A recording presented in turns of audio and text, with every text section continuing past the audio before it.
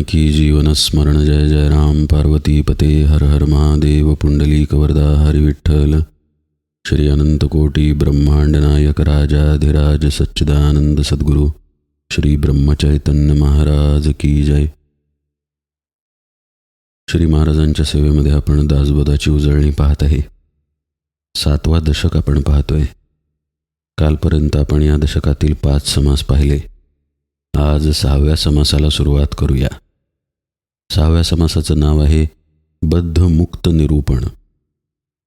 बद्ध दशा आणि मुक्त दशा एकत्रितपणे कशी राहील।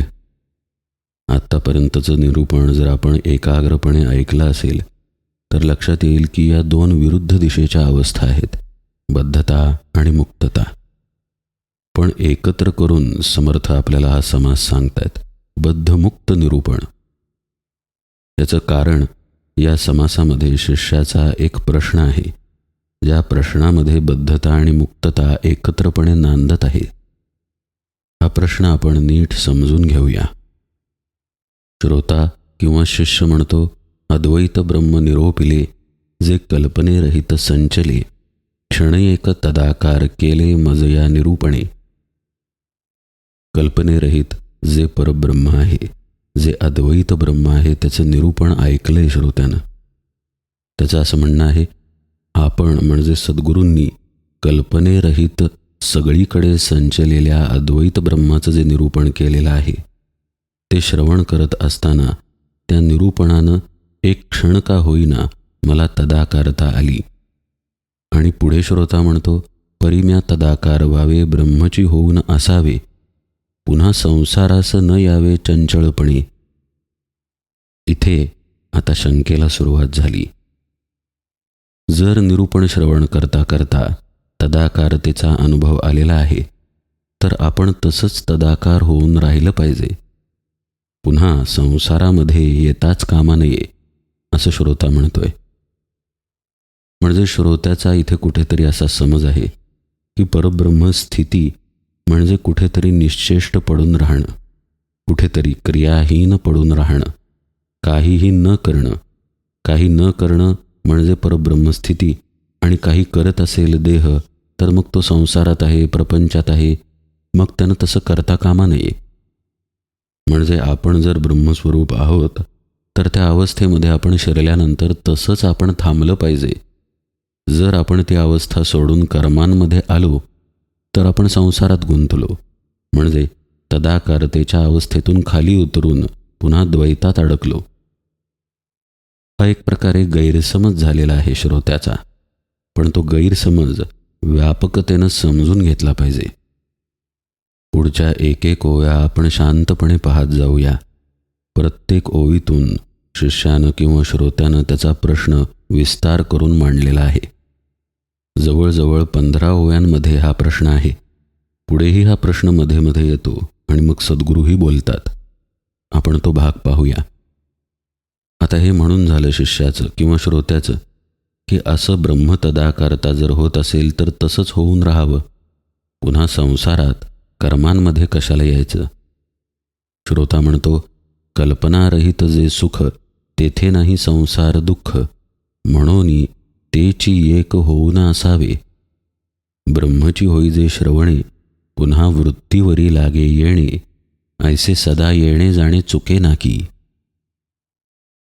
जे अद्वैत परब्रह्म आहे किंवा परब्रह्म आहे, आपलं स्वरूप आहे, तिथे अर्थातच कोणतीही कल्पना नाही, तर त्याच्याशी तदाकार झाल्यानंतर संसार दुःख रहित अशी शाश्वत सुखाची प्राप्ती होते, हे तर उघडच आहे।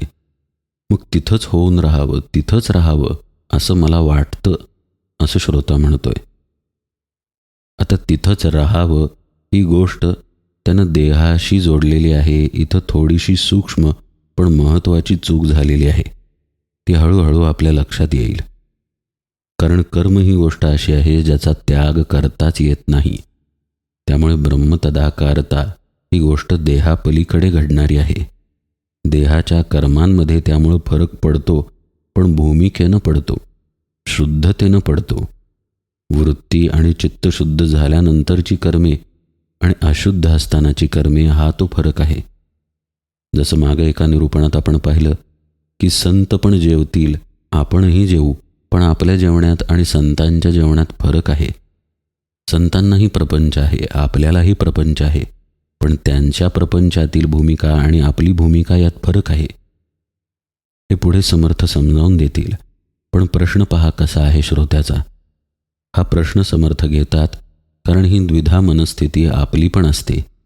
आपण असं समजून असतो की ब्रह्मस्थिती ही अशी एक अवस्था आहे जिथं गेल्यानंतर बाकी काही करायची गरजच नाही.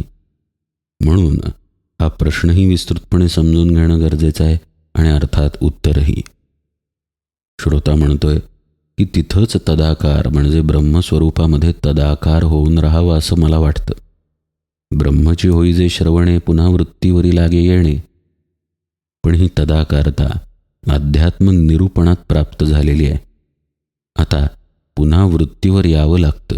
हे वृत्तीवर येणं आणि जाणं मात्र चुकत नाही असा मुद्दा श्रोत्यानं मांडलेला आहे. कारण जी तदाकारता त्यानं अनुभवली त्या तदाकारतेमध्ये फरक पडला ज्यावेळी श्रवण थांबलं. ज्यावेळी अवस्था उतरली त्यावेळी त्याला असं वाटलं पुन्हा वृत्तीवरती आपण आलो. आता पुन्हा वृत्तीवर येणं, पुन्हा ब्रह्मतदाकारता होणं, पुन्हा वृत्तीवर येणं हे काही चुकणारच नाही असं त्याला वाटतंय. मने अंतरिक्ष जावे, क्षण एक ब्रह्मची व्हावे, पुन्हा तेथून कोसळावे वृत्तीवरी मागुते. श्रोता म्हणतोय सद्गुरूंकडून साधना घ्यायची, त्या साधनेनं अंतरिक्षात जायचं. अंतरिक्ष म्हणजे आपल्याच आत असलेलं चिदाकाश. म्हणजेच ब्रह्मानुभूती ज्या क्षेत्रात येते इंद्रियांपलीकडे, तिथं पोहोचायचं आणि तिथून पुन्हा अधःपतन होऊन खाली कोसळायचं आणि वृत्तीवरती यायचं. हे सतत घडत राहणार ही गोष्ट खरी आहे. पण यामध्ये एक अस्वस्थता श्रोत्याला आलेली आहे. तो ती मांडत आहे. प्रत्यावृत्ती सैरावैरा किती करू येर झारा, पायी लावून या दोरा कीटक जैसा. ही येरझारा आहे एक प्रकारची. पुन्हा पुन्हा देहभावावरती येणं आणि परत साधनकाली देहभाव गेला अशी अनुभूती घेणं, किंवा श्रवण झाल्यानंतर त्या श्रवणामध्ये तदाकार होऊन ब्रह्मतदाकारता अनुभवणं. तो म्हणतोय की ही जी द्विधा परिस्थिती होते, एकदा इकडे यायचं एकदा तिकडं जायचं, ही जणू एखादा किडा असावा तशी झालेली आहे. किड्याच्या पायाला दोरा बांधायचा आणि त्याला खालीवर फिरवायचं अशी अवस्था माझी झाली आहे. उपदेशकाळी तदाकार होता पडे हे शरीर, अथवा नेणे आप पर ऐसे झाले पाहिजे. तर्क मांडला इथं श्रोत्यानं. जर ब्रह्मतदाकारता झाली तर त्या अवस्थेत देह तरी पडला पाहिजे, नाहीतर मग द्वैत भावनाच राहिली पाहिजे.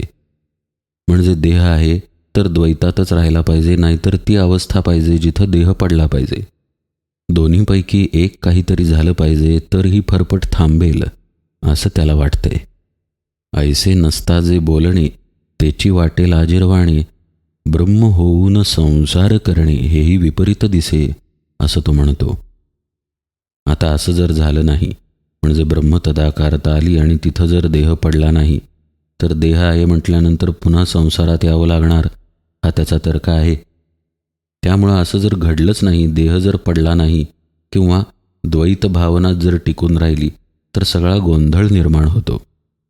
म्हणजे ब्रह्मतादात्म्यता अनुभवायची आणि पुन्हा संसारात पडायचं असं काहीतरी विपरीत होऊन जातं. हे जे श्रोता बोलत आहे ना, ते बुद्धीच्या तर्कातून बोलत आहे. वस्तुस्थिती अशी नाही आहे. हे जे तर्क येत आहेत ते कुठून येतात आणि कसे भासात्मक आहेत तो विषय पुढे येईल. पण असे प्रश्न आपल्यात असतात कारण आपण या देहाला आणि मनाला इतके चिकटून आहोत की त्याहून आपण विलग आहोत हे आपल्याला उमजत नाही. साधनेमध्ये अनुभूती आली. आता जेव्हा श्रोता म्हणतो की ब्रह्मतदाकारता आली, तेव्हा तो जाणीवेतूनच म्हणतो ना. ती जाणीव चालत नाही परमार्थामध्ये, नेणीवही चालत नाही. म्हणजे जाणीवेत आपण अडकलो तर आपण देहाच्या अंगानं अडकतो. म्हणजे आपल्याला देहरूपी जो मी आहे त्याला ब्रह्मतदाकारता आली असा भास उत्पन्न होतो. आणि तो भास तसाच राहून देहाच्या जागी आहे, त्यामुळे तो पुन्हा कर्मांमध्ये आला तर अरे आपण ब्रह्मतदाकारतेमध्ये होतो आणि आपण आता कर्मांमध्ये आलो म्हणजे अधःपतन झालं असं आपल्याला वाटतं.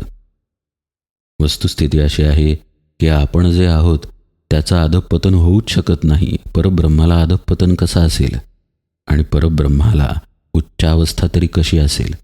तिथे कुठली उच्चता नीचता नाहीच आहे. त्यामुळे तिथं अधःपतनाचा प्रश्न येत नाही. हे सगळं देहाच्या सापेक्ष घडतंय, मनाच्या सापेक्ष घडतंय. तरीही हा प्रश्न आपण विस्तृतपणे पाहूया. पहा, श्रोता पुढे म्हणतो, जो स्वये ब्रह्मची झाला तो मागुता कैसा आला, ऐसे ज्ञान माझे मजला प्रशस्त न वटी. दासबोधाचं हे अलौकिक असं वैशिष्ट्य आहे. समर्थांनी कोणताही आडपडदा ठेवलेला नाही. श्रोत्याचा किंवा शिष्याचा नेमका प्रश्न काय आहे तो समर्थ प्रांजळपणे मांडतात. आता ही शंकाच आहे. अमुक अमुक मला काहीही खरं वाटत नाही, पटत नाही, अशा तऱ्हेचं वाक्य श्रोत्याच्या तोंडामध्ये आहे. तो म्हणतो, स्वतः ब्रह्म झाला आणि परत संसारात कसा आला, मागुता कैसा आला म्हणजे देहभावावरती. तो म्हणतो, हे कसलं माझं ज्ञान, हे तर मला योग्य वाटत नाही, प्रशस्त न वटे. म्हणजे ब्रह्म कोण होतंय हे नीटपणे समजलेलं नाही आहे. मुळात ब्रह्म ही होण्याची गोष्ट आहे का हेही नीट कळलेलं नाही आहे. म्हणून असे प्रश्न येत आहेत. आपण ब्रह्म झालो असं तो म्हणतो आणि मग त्याच्यानंतर म्हणतो की परत संसारात परत देहभावावरती येतं. हे ज्ञानाला विसंगत आहे. असं होणार कसं? पहा, केवळ पुस्तकी किंवा केवळ ऐकीव गोष्ट समजली तर ती बुद्धीत समजते आणि त्याचा विचार मन करतं. मन आणि बुद्धी मिळून जो काही घोळ घालतात तो हा घोळ आहे. मनातील हे विचार आहेत, बुद्धीतील हे तर्क आहेत, अनुभूती प्रत्यक्ष नाही. मग बुद्धीला काय समजलंय? ज्ञान काय आहे हे शाब्दिक समजलेलं आहे की तिथं अद्वैत आहे. तिथं कुठलंही द्वैत नाही, कुठलाही अनुभव नाही. पण त्याच बुद्धीला हेही कळतं की आपण इंद्रियांनी प्रपंचात राहतो. मग ज्ञान आणि इंद्रियांवर असणं या दोन गोष्टी विसंगत बुद्धीला वाटतात. म्हणून असा प्रश्न येतो की हे काही ज्ञान पटत नाही. असं कसं की ब्रह्म तदाकारता यावी आणि पुन्हा मग देहभाव यावा? एकतर तसं राहिलं पाहिजे, नाहीतर एकतर असं राहिलं पाहिजे, असं श्रोत्याचं म्हणणं आहे. निरूपणी ज्ञान प्रबळे, उठोन जाता ते मावळे, मागुता काम क्रोध खवळे ब्रह्मरूपासी. प्रश्न पहा, निरूपण जेव्हा शांतपणे श्रवण होत आहे तेव्हा ज्ञानाचा जोर आहे असं श्रोता म्हणतोय. पण निरूपण संपलं म्हणजे ती तदाकारता संपली की ते ज्ञान मावळून जातं. मग ते जे ब्रह्मस्वरूप माझ्या ठिकाणी आहे, ज्याच्या शांततेमध्ये, ज्याच्या अनुभवामध्ये, ज्याच्याशी मी तदाकार झालो होतो, त्या ब्रह्मस्वरूपाच्या ठिकाणी कामक्रोधादी विकार येतात, बळावतात. आता असं त्याला वाटतंय, कारण त्याला वाटतंय की ब्रह्म तदाकारता श्रवणामध्ये येत आहे. अर्थात श्रवण थांबलं की ती तदाकारता संपली, ज्ञान मावळून गेलं आणि मग देहापाशी तो आला, संसारात तो आला, वृत्तीवरती तो आला. हेही पुन्हा त्यालाच वाटतंय बरं का. देहावर आल्यानंतर पुन्हा देहातनं कर्म घडणार, कुठली तरी इंद्रिये आहेत, कुठला तरी विषय भोग होणार, मग कामक्रोधादी विकार येणार. अहो, मग आपण जर ब्रह्मरूपच आहे तर या ब्रह्मस्वरूपामध्ये कामक्रोधादी विकार कसे काय आले? अशा प्रकारचा हा विकल्प आहे. पण इथं ब्रह्माला विकारच नाहीत ही गोष्ट सोयीस्कररित्या श्रोता विसरलेला आहे. विसरला नाही आहे खरं पाहता, मनाच्या खेळामुळं ही शंका उपस्थित झालेली आहे. देहापलीकडीलच स्थिती आहे, तिथे देहाचा संबंध कसा असेल? कामक्रोध देहापुरते आहेत, भोग देहापुरते आहेत, आपला मीपणा देहाशी जोडलेला आहे.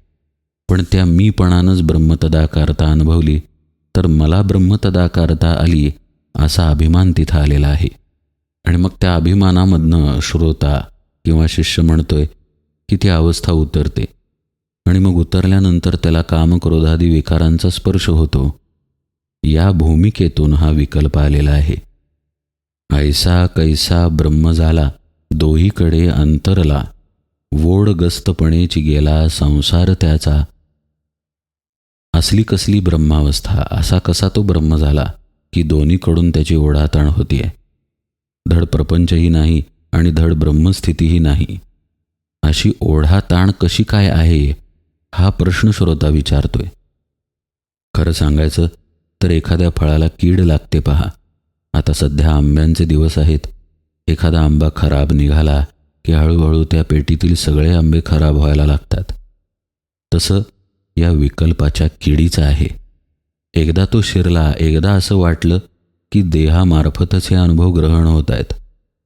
ब्रह्म देहाच्या पलीकडे आहे हे शाब्दिक पटलेलं आहे, अनुभूतीनं नाही.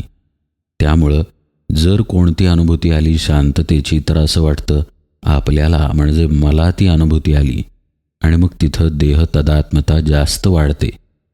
मीच ब्रह्म आहे हे देहाच्या अंगानं सांगितलेलं नसून तत्वाच्या अंगानं सांगितलेलं आहे हे व्यक्ती विसरते आणि स्वतःला ब्रह्म मानायला लागते. अहो मीच ब्रह्म आहे, मीच देव आहे, असं ती मानायला लागते. याच विकल्पातनं आलेली ही शंका आहे की इकडे असं आणि तिकडे तसं, ही द्विधा स्थिती का? बद्धपणा पण आहे, मुक्तपणा पण आहे, असं का घडतंय? एकीकडे ब्रह्मतदाकारता अनुभवायची आणि दुसरीकडे विषयभोग अनुभवायचे. ही ओढगस्ती कशी काय चालली आहे? ओढगस्ती म्हणजे ओढाताण कशी काय चालली आहे? घेता ब्रह्मसुखाची गोडी, संसारिक मागे ओढी, संसार करिता आवडी, ब्रह्मी उपजे मागुती. ही ओढाताण मुळात खरं नाहीच आहे, पण ओढाताण विकल्पानं शिष्याला वाटत आहे. ती वाटत असेल तर आणखी एक प्रश्न उपस्थित होतो, तो पहा. ब्रह्मसुख हवं म्हणून प्रयत्न केले जातात आणि संसाराची गोडी मागं ओढते. आता संसार करायला लागलं की ब्रह्मसुखाकडं परत मन जायला लागतं. कारण संसारात पूर्ण सुख कुठं मिळतं? तात्पुरतं सुख मिळतं, तात्पुरतं दुःख मिळतं, दुःखानंतर सुख, सुखानंतर दुःख, हे चक्र सतत चालू असतं. मग त्या स्थितीमध्ये ब्रह्मसुखाकडे धाव घेतली जाते. ती धाव घेता घेता पुन्हा मन संसाराकडे ओढतं, पुन्हा देह जातो संसारात. अशी ही ओढाताण होते. श्रोता म्हणतोय एकतर आपण ब्रह्म असावं, नाही तर आपण द्वैतामध्ये असावं. अशी ही ओढाताण कशासाठी? तो म्हणतो ब्रह्मसुख नेले संसारे, संसार गेला ज्ञानद्वारे, दोन्ही अपुरी पुरे एकही नाही. संसाराची जी आसक्ती आहे त्यामुळं ब्रह्मसुख जातं. बरं, त्या आसक्तीनं संसारात राहिला तर मगाशी पाहिलं त्याप्रमाणे खरं समाधान मिळत नाही. मग ते मिळवायला ब्रह्मसुखाकडे आपण गेलो, म्हणजे ज्ञानाच्या तिकडे आपण जर गेलो, तर मग संसारातील रस निघून जातो. पहा कशी लबाडी आहे. हे प्रश्न नीटपणे आपण ऐकले तर कळेल की दोन्हीकडे मी तसाच आहे बरं का, देहभावाचा. म्हणूनच हे प्रश्न आलेले आहेत. तसं पाहता ज्ञानाच्या दिशेने गेल्यानंतर आत्मसमाधानाच्या वाटेवर आपण गेलो नाही का? मग संसारात सुख वाटतं की नाही याची तमा का बाळगावी? पण ती तमा शिष्य बाळगत आहे, श्रोता बाळगत आहे. म्हणून त्यांनी द्विधा मनस्थिती मांडली आहे की ब्रह्मसुख घ्यायला गेलं की संसाराचं सुख अंतरतं, संसारात सुख घ्यायला गेलं की ब्रह्मसुख अंतरतं. त्यामुळं प्रपंचही नाही, परमार्थही नाही, दोन्हीही अपूर्ण राहतात. या कारणे माझे चित्त चंचळ झाले दुश्चित, काय करणे निश्चित एकही नाही. या सगळ्यामुळं माझं चित्त द्विधा झालेलं आहे, चंचल झालेलं आहे. काय करावं ते कळत नाही. परमार्थ करावा की प्रपंच करावा? काय करणे निश्चित एकही नाही. यातलं काय करावं याचा निश्चय होऊ शकत नाहीये. दासबोधाचं अलौकिकत्व अशा प्रांजळपणामध्ये आहे. शिष्यामध्ये ही अडचण आहे, प्रश्न आहे, कबूल आहे, पण त्यानं तो विचारलाच नाही तर, प्रामाणिकता ठेवलीच नाही तर तो त्याच्या जवळचा प्रश्न घेऊन तसाच राहील जीवनभर. हे होता कामा नये परमार्थात, हे समर्थांना सांगायचं आहे. आपण सद्गुरूंना प्रतिप्रश्न केलाच पाहिजे. आपण जर विचारलं नाही तर सांगणं घडणार नाही, आणि सांगितलेलं आपण विश्वासानं धरलं नाही तर आपली प्रगती होणार नाही. आपण आपल्याच समजांमध्ये राहू, अर्थातच गैरसमजांमध्ये, आणि जसे आहोत तसेच पडून राहू. आपण इथे जो श्रोता आहे त्याबद्दल असं म्हणायचं नाही बरं का की पहा किती अज्ञानी आहे असा प्रश्न विचारलेला आहे. त्या श्रोत्याला ही जाणीव आहे की आपलं काहीतरी चुकतंय, म्हणून तर आपली स्थिती द्विधा आहे. महत्त्वाची गोष्ट अशी आहे की त्यानं ती शंका प्रामाणिकपणे विचारलेली आहे की अशी द्विधा स्थिती आहे, काय करावं हे कळत नाही आहे, निश्चय करता येत नाही आहे. हेही खरं वाटतंय, तेही खरं वाटतंय. प्रपंच आपला वाटतो, सुखाचा वाटतो, कारण आपण द्वैतामध्ये आहे. आता द्वैतामध्ये असू तर अद्वैतात आपण नसलं पाहिजे. अद्वैत सुखही हवंसं वाटतं, कारण तिथे पूर्ण सुख आहे ना. असमाधानाचा अनुभव नाही तिथं. पण त्या दिशेनं गेल्यानंतर देहासक्ती जायला लागली की संसार दुरावतोय असं वाटतंय. मग निष्क्रिय होऊन पडायचं की काय अशी शंका येते. म्हणजे रसहीन आयुष्य जगायचं जर परमार्थ करायचा असेल तर, आणि मग रसपूर्ण आयुष्य जगायचं असेल तर मग परमार्थ अंतरतोय. अशी अडकवणूक विकल्पांमुळे झालेली आहे.